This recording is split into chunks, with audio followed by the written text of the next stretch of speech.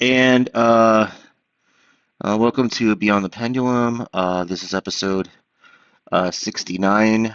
Uh, I didn't even test my audio. Alma, can you talk for a second? Make sure you're coming Yeah, out. Okay, yeah, good. no, I was having some audio issues as I had to update this application before on the back end. I'm just gonna say it once again. Um, there the last few weeks in like the mainstream UFO world, I guess the Age of Disclosure had come out, and the documentary, and um, they apparently didn't. It seems to be that there was a lot of talk and not a lot of evidence. Yes, it's making a statement, but is it going to move the bottle or the needle one way or another? Probably not. And I was watching Vetted today, and even he had a um, say in kind of what's going on is that I think we're getting lied to by the people that are being idolized within the community, and that a true whistleblower is somebody who would just say what they know. Um, and what we're dealing with are not whistleblowers. We've only had one real UFO whistleblower, and people don't believe he's real. So, um, well, yeah, but you seem to have a lot of point of contacts and gatekeepers. yeah, You know, yeah. that's what you keep getting fed. I mean, just yeah, we need. If there's going to be disclosure, then start disclosing. And It just stuns me that we can't get what we used to get years ago. It's just like everything's come to a trickle. oh yeah, yeah, yeah. Honestly, Oh, that was the when you point. look at it, That was yeah, that was the point. And then there seems to be what I've been doing is I've been going back to the old stuff, pre, not early 2000s and before, just going over what I can find. A lot of it's hard to find. Where you have to know where you're looking to find a lot of this stuff because a lot of it was not archived properly in the pre-internet world. Um, and while everybody's looking at all this shit, why aren't people being paid attention to the people who have already left Arrow and where they're working at? I mean, was anybody paying attention? No. They're all working at no, Oak. They're all working at well, Oak Ridge Labs, yeah, who is a private contractor who is under the Battelle umbrella, which was part of the Manhattan Project, which is maintained by the DOE. Hmm. right, What does the right. DOE deal with? Yeah. Yeah. I'm just saying that, like, Yeah. while you and Hippity Joe are arguing about this, you didn't see what was going on in the background with the little shifty loos. And you got to really pay attention. Um, I know people think it's extraterrestrials. I would love to tell you it's extraterrestrials, but pay attention to the language that they're using, and they're kind of hinting at what we're dealing with. They're not saying extraterrestrials. They're trying to tell you without telling you. They're saying non-human intelligence. Why would they say non-human intelligence and not extraterrestrial? It's not because we don't know what an extraterrestrial is. Just think about that for a Yeah, second. that makes sense. Well, that could be any animal on Earth, right? Non-human. I mean, it could be any other species.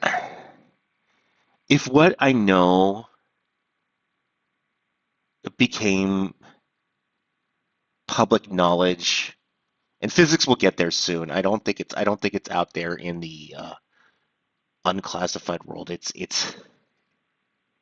let's just say that physics probably has to go a long ways to figure out that um, it's in another topic that we're going to be dealing with in the show. But it's going to hint to this, and the guy. Well, hey, let's go there. Hey, okay. So if you wanted, by any means that we know, and by any laws that we know, the fastest means of travel from point A to point B using conventional methods is only two ways. Only two ways to travel long distances in space, besides the warp technology. I'm just talking with conventional.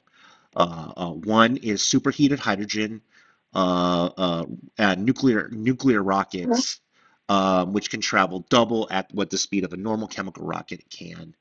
Or you're going to use a pulsed ion thrust engine, and run it for about 20 years, and you'll get to like 90% the speed of light. Okay, but that's still not fast enough to travel among the stars.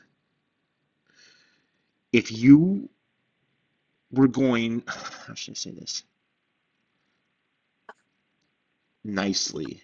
There's no coincidences in the history of man where they describe metaphysical beings who display physical properties. Now, if we're dealing with something that's metaphysical, not so something that is solid, right? Something that is real and exists somewhere, where would that be? You know, like people think that, oh, well, they just disappeared to the clouds or whatever. Well, I don't know. The metaphysical means it's not physical, right? It may have Properties. attributes Yeah. of that, but it's something else. It's not fully in this world.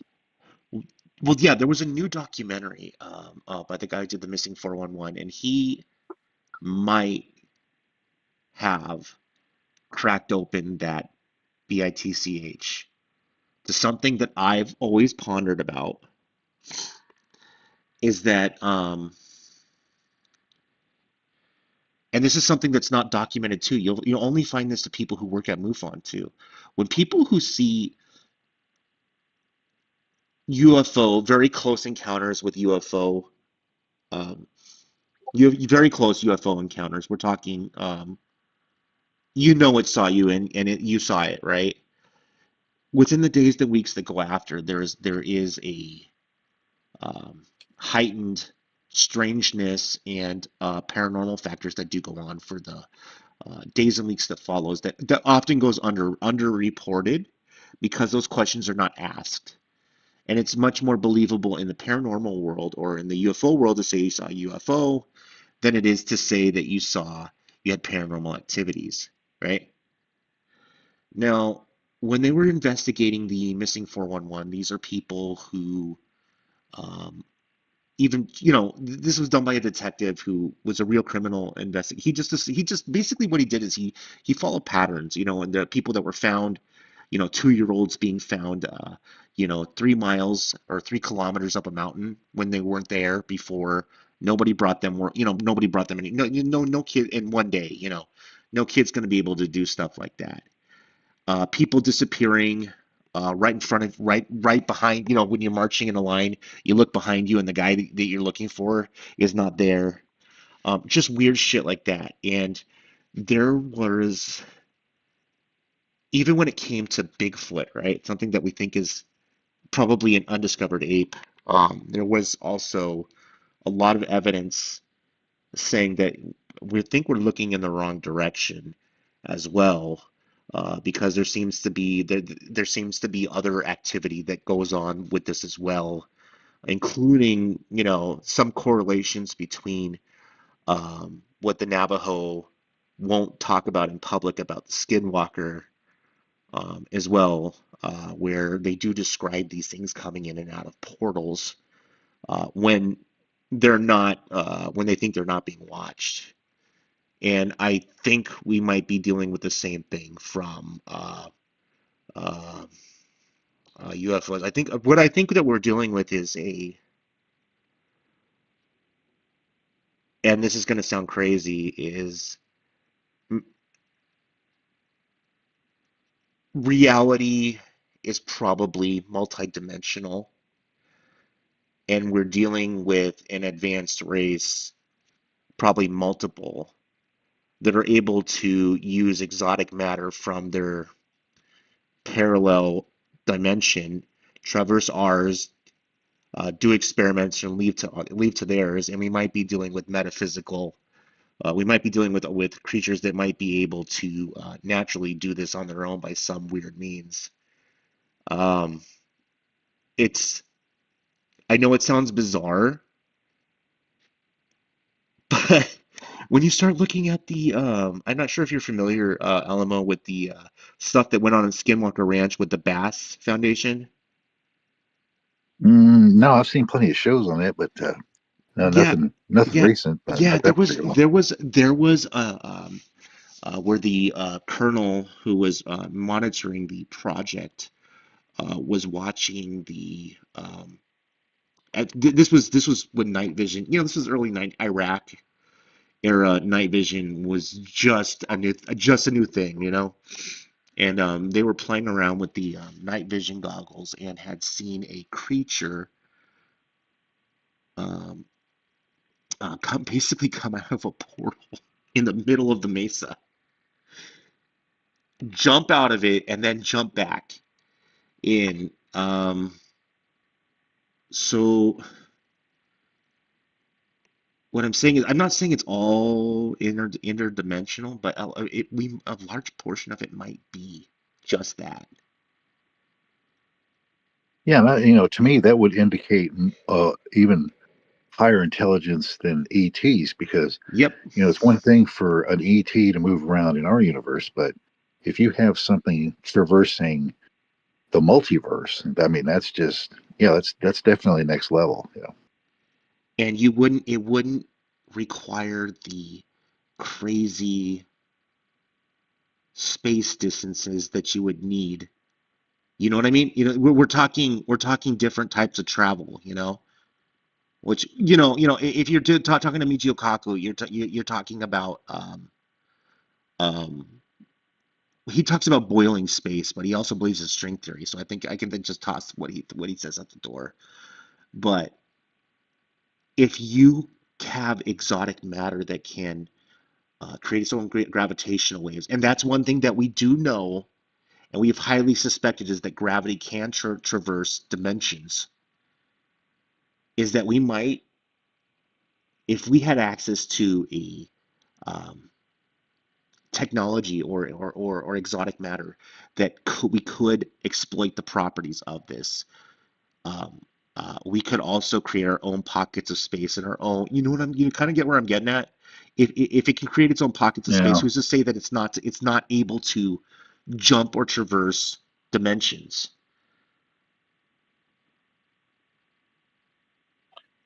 Well, you would almost have to. I mean, because that's part of the potential multiverse is extra dimensions. It's not just that there's other universes out there that you might pop into. Um, you let's see, where was I going with that? You can you would you're in that metaphysical, you're translating beyond that. It's not it's other universes, Yes.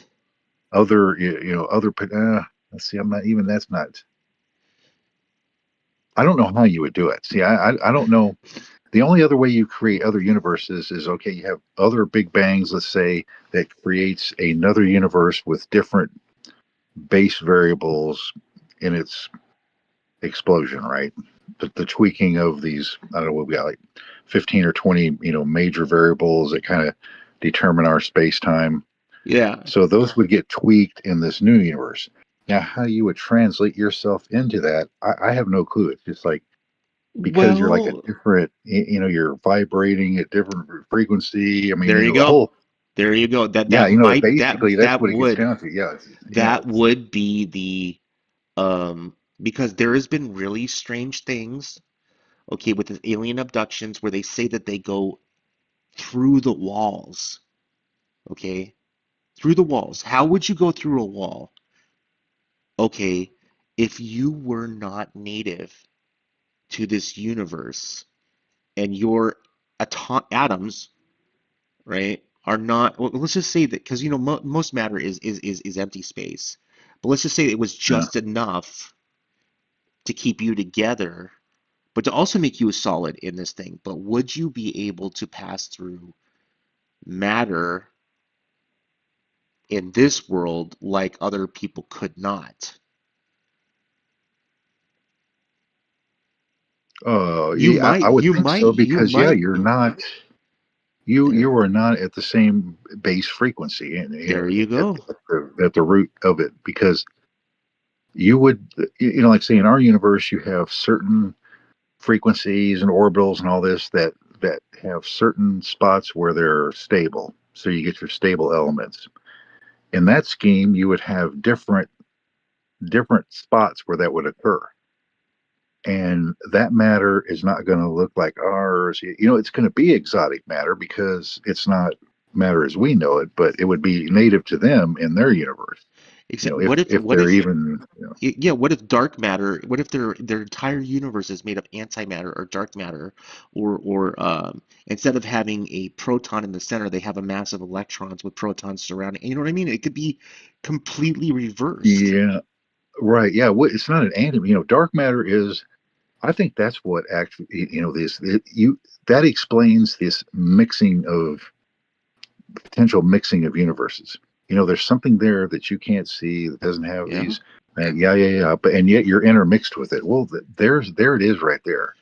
yeah. To me, it's just like that. That's one way of looking at it, where you're already intermixed with something.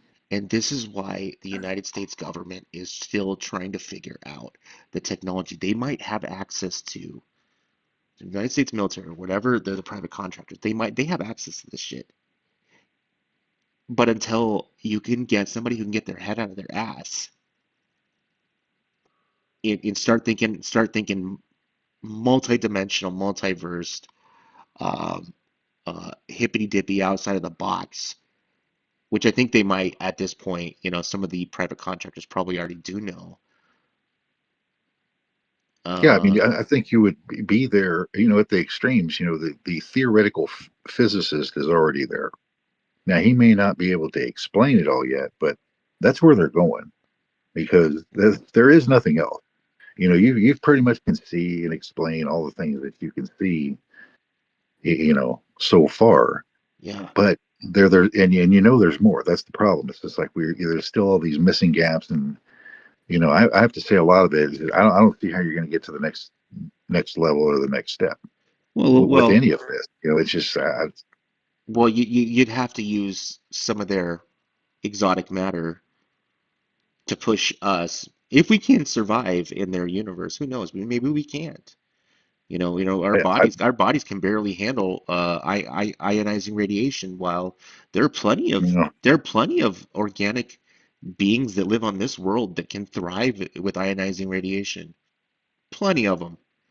And you know there's actually a few. Believe it or not, it is highly controversial, but uh, there are groups of people that do live on this earth that potentially might have the genetic mutation to survive quite a bit more ionizing radiation than normal, and they don't live in this country, and they live in a country, one of our America's enemies, but they're not really our enemies. But that's all I can say. This is why it's controversial, but there is a group of people that do live in uh, uh, a natural radiation belt, and the ecosystem over tens of thousands of years has the you know genetic makeup has adapted itself to repair itself faster than the damage can be done. So what I'm saying is that when science tells you one thing, just don't believe it. Don't believe all of it. If you think you know everything, don't believe yourself either. You'll always be baffled by yeah, this, but yeah, I mean, science, over time, there's certain things that don't change, the knowns that you find, but you have to be open because, I mean, it's constantly changing. Science is always moving forward. And I'm I wouldn't just say things are I changing, but at the extremes, yeah, I mean, there's always, new things being found, think about this. in that sort of direction. But, Life forms. in other dimensions have probably already figured out that the vast distances to traverse to another star system is ridiculous, right? But Um, if I had a device that could, there's been a lot of say within even the whistleblowers is that these UFOs don't really travel outside of our Earth. They kind of stay within our, um, under the oceans and the skies, but they don't really go off world or whatever. But hmm, it wouldn't require more energy. It would require significantly less energy to travel interdimensionally than it would interstellar. mm.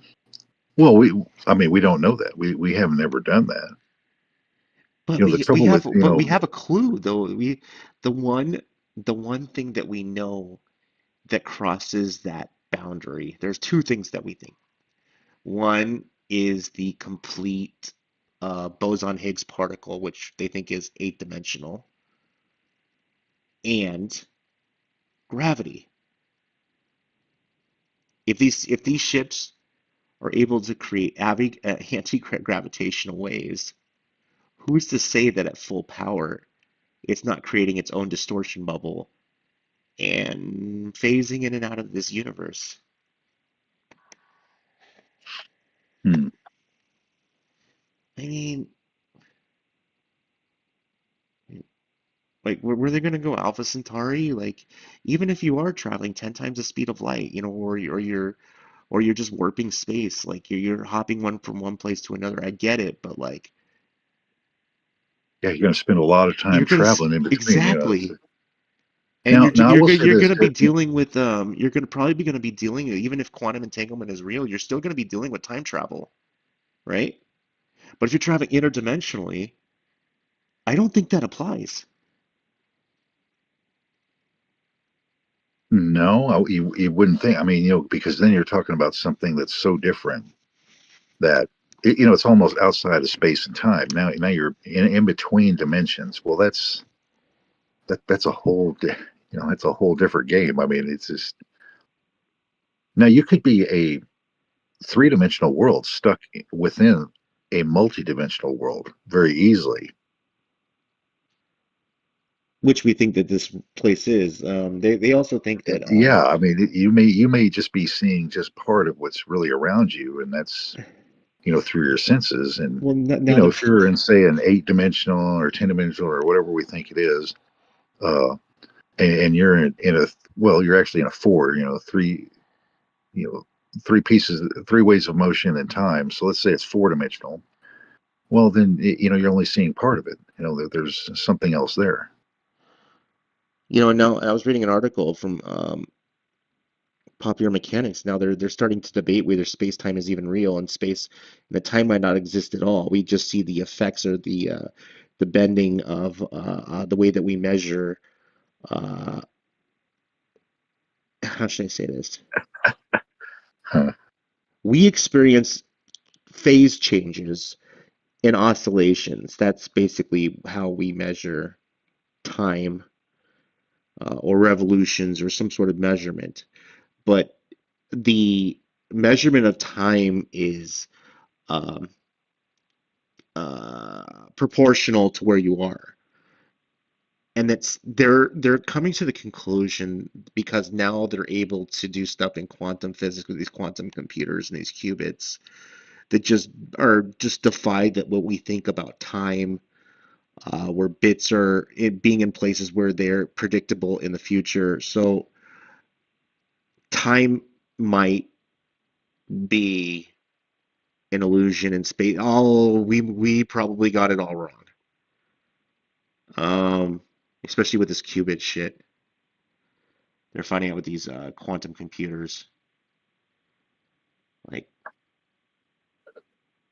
you've heard about that, right? Where they're able to predict where something is going to be with these Oh, they quantum bits. Yeah.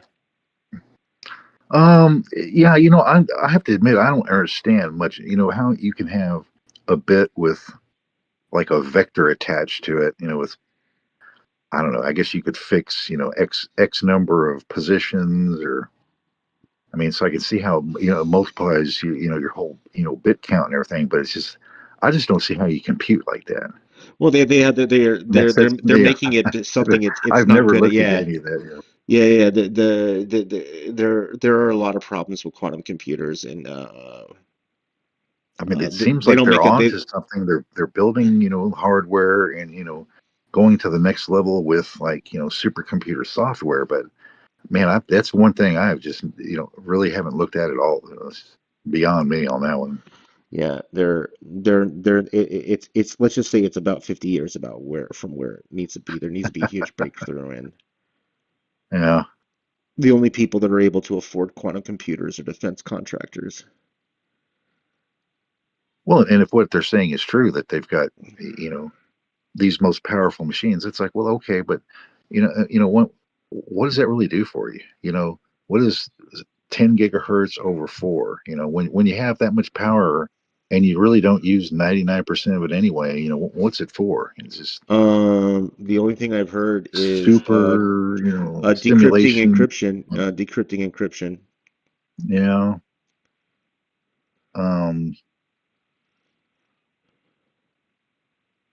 and they've got quantum encryption out there. That's another one. It's just like, okay, I've heard that lingo and I've heard that out there, but that's another one. I have no idea how that would work. I'm okay with encryption. I mean, it's another technique, another routine, whatever it is. I've never even looked at it. These are the questions that, like this is where I start to go, and I start distancing myself from the UFO community because I'm out here trying to build something on my own to, a passive radar system, if God forbid I can get the next pieces together. And there's just people that are just following these, like, people out there in the community, and they're just, and they're not doing their own research or looking in the skies or doing any of that. It's just, I don't know. Well, As there's, I mean, think all the things you could, I've been interested, like say, MUFON or, getting into that, like, MUFON reports or investigating, but it's just, one of those things, yeah, I'd like to do, but I don't have the time. Exactly. A lot of people don't have the time. And it's sad. I mean, yeah, look at these people that do that stuff, or that do donate time.